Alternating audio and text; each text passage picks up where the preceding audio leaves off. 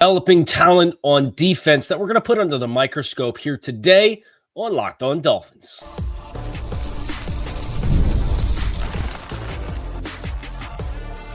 You are Locked On Dolphins, your daily Miami Dolphins podcast, part of the Locked On Podcast Network, your team every day. All right, Miami, welcome to another episode of Locked On Dolphins. It is your team every day. Here on the Locked On Network, I'm your host, Kyle Krabs, a lifelong Miami Dolphins fan, host of Locked On Dolphins, co-host of Locked On NFL Scouting, author of Touchdown Miami on Substack, and the NFL Draft lead for the 33rd team. Shout out to our everydayers here on the Locked On Network, because we don't just say it, we live it. It is your team every day. Today's episode of Locked On Dolphins is brought to you by Prize Picks. Go to prizepicks.com/LockedOnNFL and use code in all lowercase LockedOnNFL to win $50 instantly when you play $5. We getting ready for week 12. We have crossover Thursday with Locked On Patriots and Mike Debate tomorrow on the show. I'm recording that a little later this afternoon. It's about lunchtime here on Wednesday. I just finished doing the defensive game tape, going back through and doing the grading of all the players on all the reps. I post the grades over on Touchdown Miami on Substack and do some all-22 work over there as a compliment to what we do here on the show. But I ended up doing the full offensive cut, so that took a little bit more of the time that I would usually do to get the game tape done by Tuesday. But what really stood out to me when I looked at these final grades, and one of the things that I do is I stack these grades week by week in columns, right? So, and they're color coded. If they're green, and the darker green they are, the better the score is. If they're red, the darker the red is, the lower the score is. And you could see every player's individual story of their season unfolding with these grades. And it's meant to give you an idea of if a true zero is to expectation based on the call, the play design, the leverage of the opponent on both sides of the ball on every given play, you're going to get to the end of the rainbow and you're going to have a pretty good idea of who was performing above or below expectations on a game-by-game basis, and then ergo across 17 games. Chop Robinson was my top-rated defensive player in this game against the Las Vegas Raiders. There was some good work in the run game, which has kind of been where the sore spot's been. I will say and make an acknowledgement, though, that as you review the way the game unfolded with the Dolphins and the Raiders on Sunday, Raiders are a 12 personnel heavy team. They got Michael Mayer back, so it was a lot of heavy dose of Michael Mayer and Brock Bowers. Obviously, Brock Bowers killed you in the passing game, and because it was a lot of 12 personnel, the Dolphins ran base defense, which is a core of 7 in the front and 4 defensive backs, much more than what you would typically expect. And because Chop Robinson, I think the Dolphins did a nice job in this game of putting Chop in positions to be the most impactful version of himself, but that came and meant that on early downs, you got a heavier dose of Tyus Bowser, who is capable of playing Sam Backer on the line of scrimmage, dropping out and playing some shallow zones. The Dolphins have done that with Chop Robinson this season, but against 2 tight ends and 12 personnel, that's a lot of extra run defense processing that's required. And that was well established when Chop came in, was the biggest area of growth that he had as a prospect. So I think the grade is both indicative of Chop Robinson and some of his diversification in the run game. I think it's some of his usage relative to where his strengths and weaknesses are. And there's a great opportunity, and we'll talk about that in just a little bit, with him playing an AFC East opponent for the second time this season. And he played well against Buffalo both times. And he really tested Deion Dawkins with both speed and speed to power in the second matchup against the Bills. He had a strong showing against New England the first time he played him. This is kind of the next big step of like another familiar opponent. How much growth have you shown over 6-7 weeks? We'll talk about that in addition to some other player performances. But this wasn't the only young player who really popped to me in this game. Storm Duck obviously got a lot of run as the third corner. Now, the Dolphins, when they were in base, it was Cater Kohu and Jalen Ramsey, as you would expect. And then depending on if they were in pressure packages or depending on whether or not they were in long down and distance and they were going to rush 4 or they were going to drop 8 coverage, which they did a good bit of, and drop the defensive tackle underneath. Cater would kick inside, or Ramsey would play the slot in pressure situations, and Storm Duck was the other outside corner. And Cam Smith got about 8 snaps, but Storm Duck got an overwhelming majority more after Cam Smith took a lot of those reps when Cater was out and when Kendall Fuller went down over the last 3 weeks. There were some ups and downs with Storm, but he also made a number of really nice plays. I thought both he and Cam Smith the previous week against the Rams, they showed a good appetite for attacking the line of scrimmage. But Storm had a play. It was in the end game sequence on the final possession where the throw was not accurate. But Storm had a chance to put his foot in the ground and drive on a deep comeback route. And he flashed underneath of it. And if it would have been an accurate throw, he might have had a chance if the throw was left inside a little bit and not put out of bounds to actually make a play on the ball and potentially an interception. Now, it wasn't all good. I thought on the touchdown where Cater Kohu whiffed in the flat on Amir Abdullah, it looked like Storm on that play chased his eligible outside of his zone and everyone else is playing zone. And he completely vacated the space behind Cater, where Cater obviously takes his own L on that play because he missed the tackle.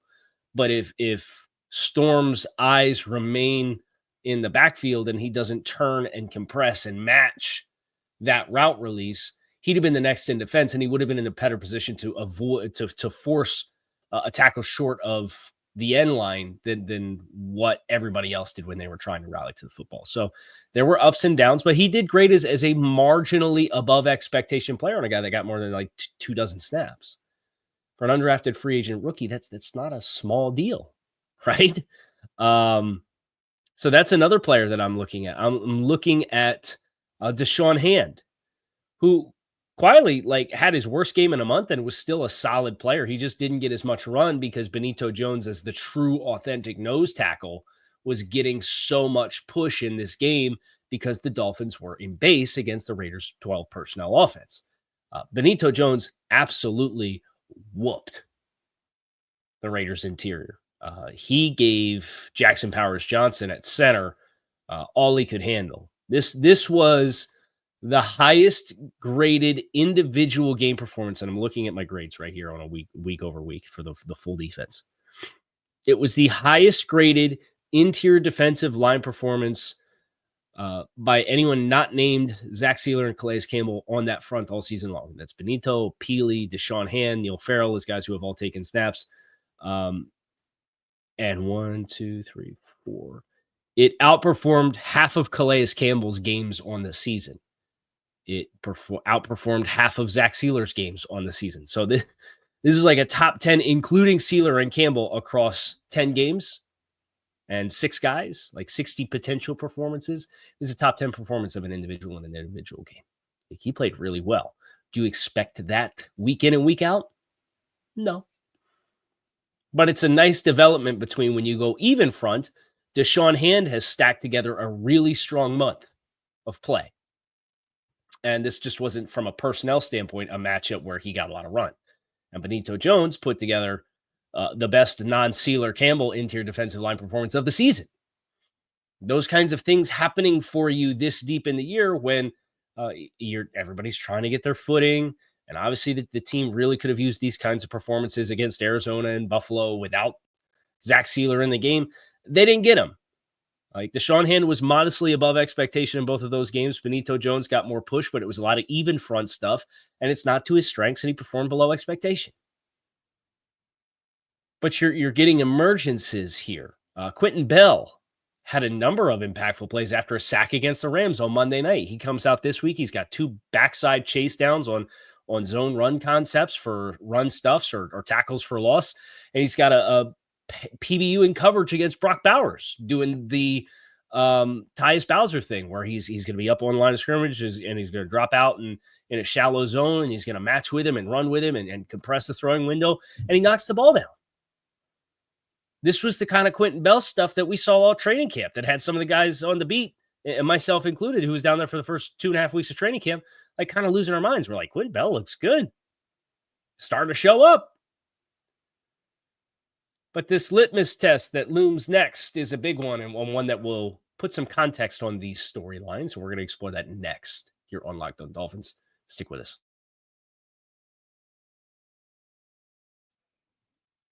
PrizePicks is the best place to get real money sports action with over 10 million members and billions of dollars in awarded winnings. PrizePicks has made daily fantasy sports accessible to all. You just pick more or less on at least 2 players for a shot to win up to 100 times your cash. You can run your game all season long over on PrizePicks. You can win up to 100 times your money on PrizePicks with as little as 4 correct picks. PrizePicks, I love the fact they have an injury insurance policy. So if one of your players goes down in the first half and does not return, PrizePicks keeps your lineup live. And PrizePicks now offers Venmo for quick and easy deposits and withdrawals into your account this sports season. You can sign up today. Get $50 instantly when you play $5. You don't even need to win to receive the $50 bonus. It is guaranteed.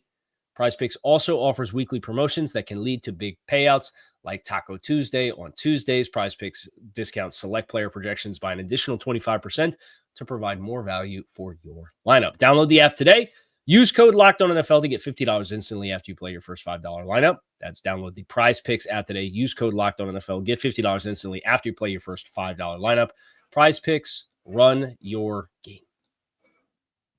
Pre-alcohol probiotic by ZBiotics is the world's first genetically engineered probiotic. It was invented by PhD scientists to tackle rough mornings after drinking. So if you're up celebrating a club dub, make sure you plan ahead. Here's how it works. When you drink alcohol, it gets converted into a toxic byproduct in the gut. It's this byproduct, not dehydration, that's to blame for your rough next day. Pre-alcohol, it produces an enzyme to break this byproduct down. Just remember to take ZBiotics as your first drink of the night. Drink responsibly, and you'll feel your best tomorrow. Step 1, drink pre-alcohol. Step 2, drink responsibly. Step 3, enjoy tomorrow. Go to zbiotics.com/LockedOnNFL to learn more and get 15% off your first order. When you use code LockedOnNFL at checkout, ZBiotics is backed by a 100% money-back guarantee. So if you're unsatisfied for any reason, they'll refund your money. No questions asked. Remember to head to zbiotics.com/LockedOnNFL and use code LockedOnNFL at checkout for 15% off. So the Patriots game, round 2, will be a big one for the Dolphins. Obviously, it's a huge one for the outlook of the rest of the season. These are the kind of games you have to win if you're going to do the thing that fans are hopeful that you'll do, which is play 17 meaningful footballs and earn the right to play an 18th game and potentially more. But as you reflect on performances against New England, a couple of things stand out about the grades. Deshaun Hand did not play well against New England the first time. He was actually the second lowest graded interior defensive lineman in the grades that I gave out on a snap-by-snap basis, only to Brandon Peely, who is no longer with the team. He was waived after the Buffalo game, got signed by the Seahawks, lasted 5 days, and was cut. It tells you everything you need to know. But Deshaun Hand, really, his switch didn't flip until after the bye. He put together 4 consecutive games starting after the first Patriots game. So Colts, Cardinals, Bills, Rams. 4 consecutive games in which he graded better than he did the game before. That has me interested. That amount and the limited opportunities that he had, really, it was a net neutral type performance for Deshaun Hand. A lot of his reps in this game actually came as the second tier of the rotation when they were in even front, trying to organically rush the passer with their front 4. That's Deshaun Hand's growth has really been in the run game and how he stacks the run. And when you consider the New England Patriots and what they're going to want to do, there will be some parallels with a team that throws heavy personnel at you, a team that wants to run the ball. Ramondre Stevenson's gotten 20 carries in each of the last 2 games. He's averaging 3.8 yards per carry on the season, 3.8 yards per touch on the season. And that includes the passing game. They're not getting dynamic play out of that position. So, knowing full well that this was an underwhelming performance for Deshaun the first time that they played, and knowing that how he's used and how he has made these advanced steps, I'm really excited to see what Deshaun Hand looks like because I was skeptical of Deshaun Hand in the summertime, and the Dolphins obviously saw something that they liked, and he is proving them right and proving me wrong um, with what his past month has looked like. So I'm excited for that storyline. Storm Duck, limited reps against the Patriots. Cam Smith did not play. He was still on the reserve list. Is Kendall Fuller back? Is Kendall Fuller not back? If Kendall Fuller's back, I think there's some musical chairs that you can get into in the secondary. And if you want to try to get these young guys some reps, I wouldn't necessarily expect that. I would expect they would stay with the core three guys of Ramsey, Fuller, and Kohu would be my expectation. You're just in this really awkward spot with Cater Kohu, who missed both the Arizona and the Buffalo game, came back, played about to expectation against the Rams. Played his best graded game of the season for me against New England. But he's a player who I think his best reps are coming when the Dolphins are getting into some of their exotic coverage rotations on the back end, where maybe a safety is pushing down and he is lined up and then inverting and playing like a deep half or a deep third. That's where I see a lot of Cater's best stuff. The tackling was really the big issue for him against the Raiders. He had multiple missed opportunities. There was an opportunity where Gardner Minshew is in the red zone and scrambles, and he gets a first down. And Cater, it's a third down, and he tries to run underneath of a receiver and one of his teammates. I think it was Storm Duck, and he gets kind of blindside blocked. And in a perfect world, you'd call it a penalty. Yeah, but you could also, as a much faster player, just play over the top of it, slow play, to be a little bit more patient, and square up and come to balance on Gardner Minshew in the red zone as a runner and prevent them from getting a fresh set of downs. That extends to the touchdown play that was given up. There was another play where Cater had an opportunity in space in the slot. The tackling there has been challenging. The Raiders had a 4th and 1 that they went for and got with a run where they went heavy personnel, and Jordan Brooks plays his outside gap, the D gap, and Cater was over top of the tight end, and he's got to fit the C because the defensive end and the defensive tackle slant and crash down inside. So you got a corner in the run fit, and he doesn't make the tackle at the line of scrimmage, and they get a fresh set of downs. Like instances like that throughout the course of that game really gave the Raiders a lot of extra life.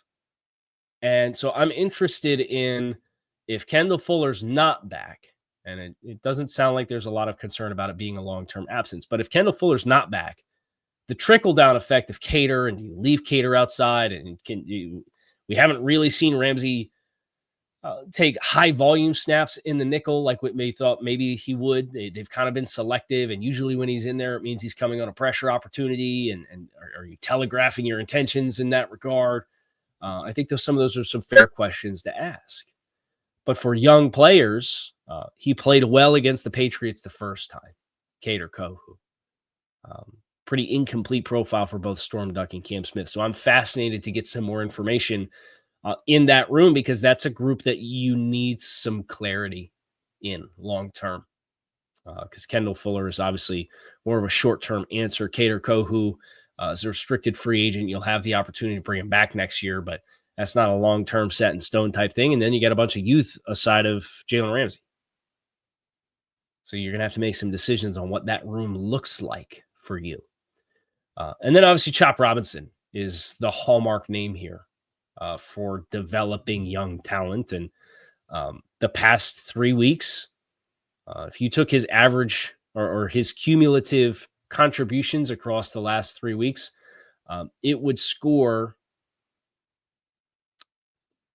second best player on the team behind Zach Sealer, and Sealer only played 2 games. He missed the Buffalo game. So that's kind of the pace that Chop Robinson's on.